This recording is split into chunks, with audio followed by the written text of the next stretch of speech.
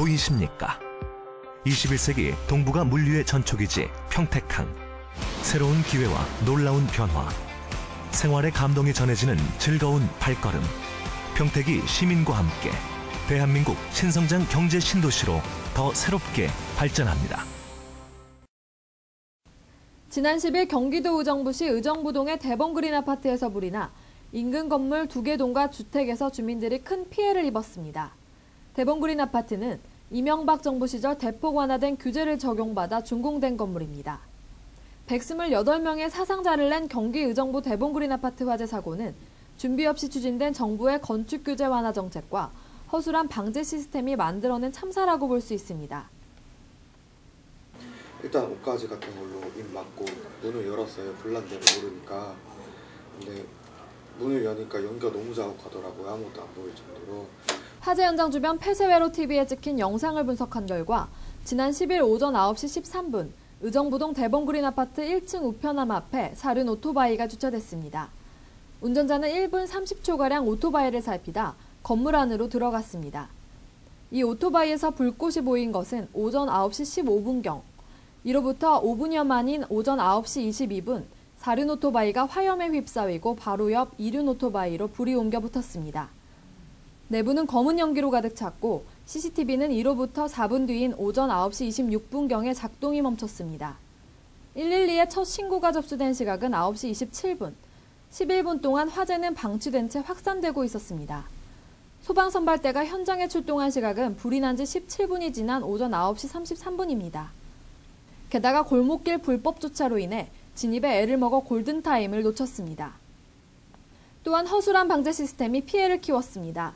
소방법상 스프링클러는 11층 이상에만 의무적으로 설치하도록 되어 있는데 10층 건물인 대봉그린 드림타운 아파트는 스프링클러 설치 대상 건물에서 제외돼 있고 두 건물에는 화재 경보 시스템과 소화전만 설치돼 있었습니다. 그나마 15층인 해뜨는 마을 아파트에는 스프링클러가 작동하여 큰 피해를 입지 않았습니다. 스프링클러만 설치됐어도 이 같은 참사는 막을 수 있었을 것입니다.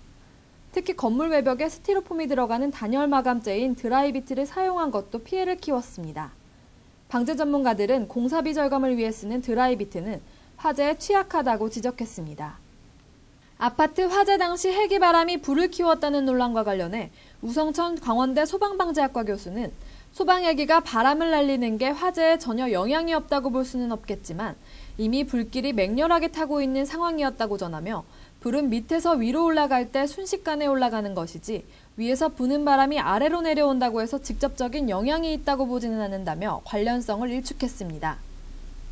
화재 후 의정부시는 의정부 경찰서장을 본부장으로 한 수사본부를 설치했고 수사본부는 의정부 경찰서 소속 인력과 경기지방경찰청 제2청 지원 인력 등 70여 명으로 구성됐습니다. 재난안전대책본부는 의정부를 특별재난지역으로 선포해줄 것을 정부에 건의했다고 밝혔습니다. 특별재난지역으로 선포되면 응급대책 및 재해구호와 복구에 필요한 행정, 재정, 금융, 세제 등의 특별 지원을 받을 수 있습니다. 특별재난지역이 지정이 되면 여러분들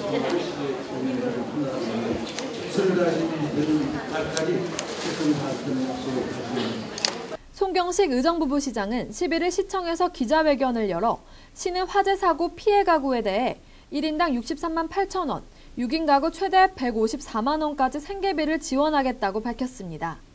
문희상 새정치민주연합 비상대책위원장은 대피소에 찾아가 이재민과 향후 거처 보상 문제 등을 논의하고 정부의 촉구에 신속히 조치를 취하겠다며 피해 주민들을 위로했습니다. 한편 이번 화재 사고로 인해 4명이 숨지고 124명이 부상당한 것으로 집계됐으며 인명피해가 큰 만큼 더 나은 대피책과 정확한 화재 원인 및 경위가 신속히 조사되어야 할 것으로 보입니다. YBC 뉴스 한아름입니다. 보이십니까? 21세기 동북아 물류의 전초기지 평택항. 새로운 기회와 놀라운 변화. 생활의 감동이 전해지는 즐거운 발걸음. 평택이 시민과 함께 대한민국 신성장 경제 신도시로 더 새롭게 발전합니다.